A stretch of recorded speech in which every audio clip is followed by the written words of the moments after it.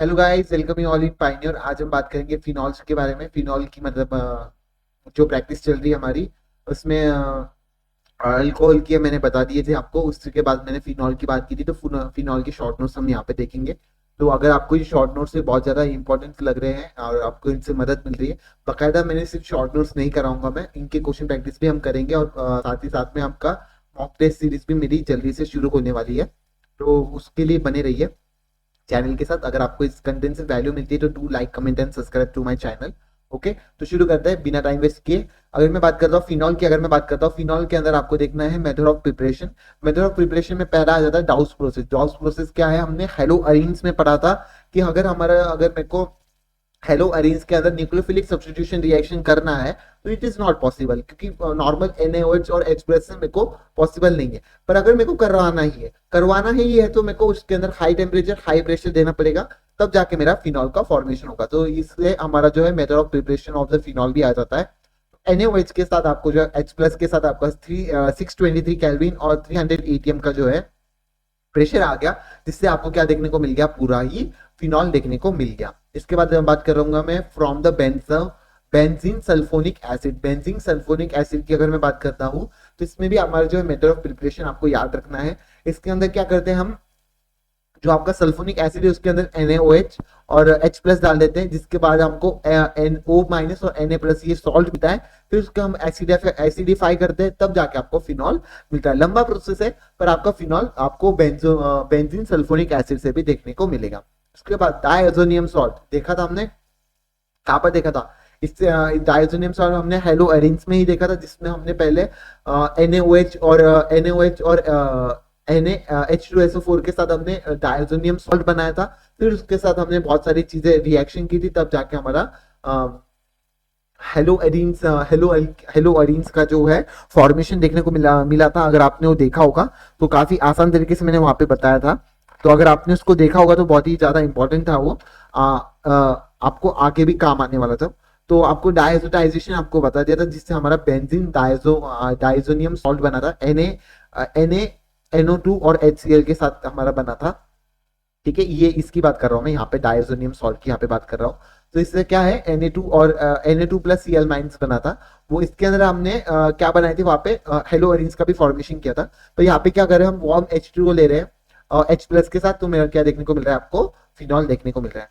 From cumin, cumin के अंदर आपको ये स्पेशली जो है क्यूमिन से क्या बन रहा है, आपका फिनॉल देखने को मिल रहा है। और आपको क्या देखने को मिल रहा है, यहाँ पे कीटोन ग्रुप भी देखने को मिल रहा है ना। तो ये चीज भी आपको याद करनी है कि आपको क्यूमिन से क्या क्या देखने को मिल रहा है। तो ये चीज प्लीज याद कर लेना, अगर याद कर पाओ तो यहाँ पे आ जाता है क्यूमिन के अंदर आपको याद करना है कि O2 आ जाएगा, O double bond O। H भी आपका बता दिया था सनलाइट होता है, ठीक है। और उसके बाद H प्लस आ जाता है। तो इसके अंदर आपको इस तरीके का कीटोन और एक फिनॉल ग्रुप देखने को मिलता है। कीटोन के अंदर भी हम इसका मेथड ऑफ प्रिपरेशन में इसको पढ़ेंगे, तो प्लीज इसको याद रख लेना, बहुत ही ज्यादा इंपॉर्टेंट है। क्यूमिंग से आपको जो है फिनॉल देखने को मिलता है और क्या ये देखने को मिलता है। अभी हम देखेंगे फिनॉल की प्रॉपर्टीज। एसिडिफिकेशन आपने हमने फिनॉल का जो है अल्कोहल का जिस तरीके से देखा था उसी तरीके से देखेंगे। सेम चीज यहाँ पे आ जाएगी, बस आपको आर की जगह पे पीएच लगा देना है। सेम चीज यहाँ पे कुछ भी डिफरेंस नहीं देखने को मिलेगा। यहाँ पे NaHPO3 आपका बिल्कुल भी रिएक्शन नहीं करता है, वहां पे देता था अगर आर की जगह पे अगर मैं CH3 यूज करता था तो। उसके बाद NaH प्लस के साथ मेरा क्या आ जाएगा, H2 देखने को मिलेगा। NaO, ये NaOH होगा, यहाँ पे NaH नहीं होगा, यहाँ पे NaOH देखने को मिलेगा। NaH तो इसके अच्छा NaH ही है, तो PHO O प्लस और Na और H2 आपको गैस देखने को मिलेगा। Na प्लस NH3 अगर मैं बात करता हूँ, Na प्लस और NH3 की अगर मैं बात करता हूँ, तो यहाँ पे PHO माइनस और Na प्लस देखने को मिलता है। अमोनिया देखने को मिलता है, ठीक है। PHOH की अगर मैं बात करता हूँ तो इसके अंदर Na प्लस और OH आपको देखने को मिलेगा। तो Na प्लस और OH की अगर मैं बात करूंगा तो PHO माइनस और Na प्लस देखने को मिलेगा, H2 देखने को मिलेगा। इस तरीके से हमारी एसिडिफिकेशन प्रॉपर्टी मैंने यहाँ पे फिनॉल की बता दी। नेक्स्ट बात करता हूँ मैं एस्टेरिफिकेशन। सेम चीज जिस तरीके से हमने अल्कोहल में देखा था, इस तरीके से यहाँ पे भी देख लेना। यहाँ पे आपको OH हटा के पीएच लगा देना है, बस पीएच ग्रुप लगा देना और H2 देखने को मिलेगा। इस तरीके से यहाँ पे भी OCR को हटाकर नहीं, यहाँ पे CR ग्रुप को हटाकर, ठीक है, OCR को मत लगाइए, CR को हटा दीजिए और फिनॉल लगा दीजिए, और CR जो है आपका यहाँ पे कार्बोक्सिलिक एसिड बनता है। तो ये आपका method of preparation of the carboxylic acid में भी देखने को मिलेगा। उसके बाद आपका जो है RC डबल बॉन्ड OCl इस तरीके से देखने को मिल जाएगा पीएच के साथ। H प्लस Cl को हटा दीजिए और Cl के हटा दीजिए, OPH यहाँ पे लगेगा, OPH सब में OPH लग रहा है, ठीक है, CPH नहीं, OPH लग रहा है। ये चीज आपको याद रखना है, ठीक है। इस तरीके से हमारी एस्टरीफिकेशन होती है। Method of preparation of aspirin की अगर मैं बात करता हूँ, अगर आपको एस्पिरिन बनाना है, अगर आपको पता होगा एस्पिरिन हमारा मेडिसिन में काम आ जाता है, तो इसको भी याद रख लेना। CH3 C double bond O minus CO CH3 के जगह पे हमारा जो है इस तरीके से एस्पिरिन बनता है। आपका जो है इसके अंदर हेक्सिन के cyclic cyclohexene OCH C double bond O CH3 लगता है और CHO ग्रुप आपका देखने को मिलता है। इसी के साथ अभी हमारा एस्टरीफिकेशन खत्म होता है। Electrophilic addition, electrophilic substitution reaction है यहाँ पे।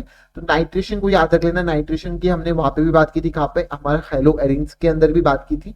हमारे हेलो एरिन्स के अंदर अगर आपने देखा होगा कि वहां पे भी हमने इलेक्ट्रोफिलिक सब्स्टिट्यूशन की नाइट्रेशन की अगर बात की थी, वहां पे हमने सब कंसेंट्रेटेड लिया था। तो यहाँ पे आपको डाइल्यूट लेना पड़ेगा, डाइल्यूट HNO3 के साथ आपका फिनॉल अल्कोहल का रिएक्शन आपको NO2 ग्रुप देखने को मिलेगा। यहाँ पे भी आपको सेम चीज पैरा आपका ऑक्सीजन से बढ़ा जाएगा। अगर आप कंसंट्रेटेड HNO3 लेते हैं तो आपको पिक्रिक एसिड देखने को मिलता है, आपको सारे ही जो है पिक्रिक एसिड देखने को मिलता है। बहुत ही इंपॉर्टेंट यहाँ पे ये वाली बात आ जाती है, अगर आपको कंसंट्रेटेड HNO3 फिनॉल के साथ देखने को मिल जाएगा तो आपको पिक्रिक एसिड देखने को मिलेगा। ये चीज बहुत ही ज्यादा इंपॉर्टेंट यहाँ पे हो जाती है। नेक्स्ट बात करता हूँ मोनोब्रोमिनेशन, ब्रोमिनेशन आ गया, इधर ION लिखना भूल गया होगा। तो यहाँ पे क्या हो जाता है, यहाँ पे फिनॉल के साथ आपको Br2 और CH2 और CHCl3 इस तरीके के रिएजेंट देखने को मिलेंगे। तो आपको बस Br को जो है और ऑर्थो या फिर पैरा पोजिशन के ऊपर करना है, इसमें भी आपका पैरा पोजिशन ग्रेटर होता है। फिर ट्राइब्रोमिनेशन अगर मैं बात करता हूँ तो Br2H2 की अगर मैं बात करता हूँ तो Br के साथ सेम चीज यहाँ पे बनेगा, पर पिक्रिक एसिड नहीं बनता, ये उस तरीके का स्ट्रक्चर हो जाता है। NO2 की जगह पे आपका Br यहाँ पे देखने को मिल जाता है।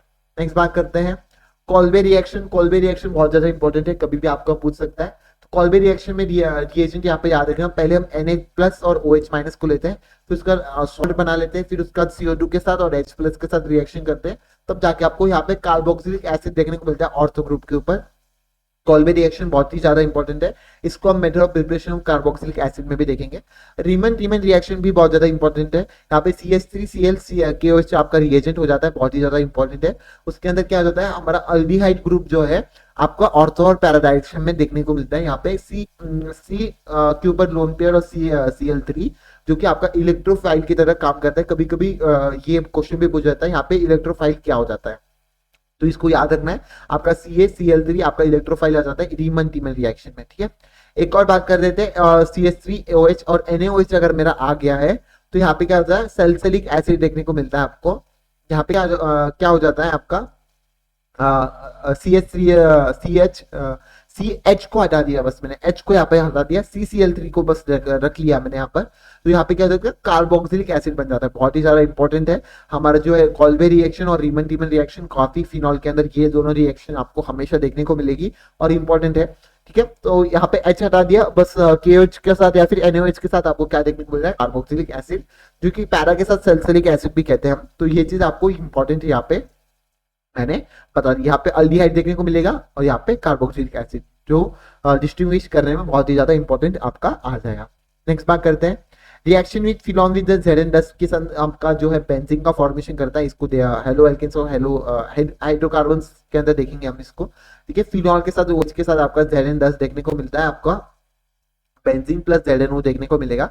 ऑक्सीडेशन ऑफ द फिनॉल की अगर मैं बात करता हूं, अगर आपका ऑक्सीडेशन की अगर कर रहा होगा तो इसके अंदर Na2Cr2O7 वाला ग्रुप और H2SO4 के साथ आपका जो आता है ऑक्सीडेशन आ जाता है।